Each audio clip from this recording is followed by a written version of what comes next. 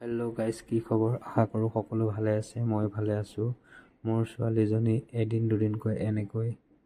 দুদিনকৈ পাৰ হৈ এতিয়া বৰ্তমান তাই থিয় ডঙা দিব পৰা হৈছে। ক'ৰবাত ধৰি এখোজ দুখোজকৈ আগলৈ পিছলৈ যাব পৰা হৈছে।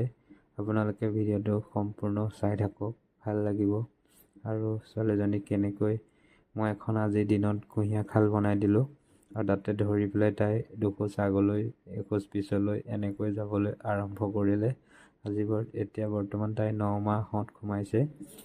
আপোনালোকে ভিডিঅ'টো চাই থাকক। তাই কি কৰিছে আপোনালোকে চাই ভাল পাব।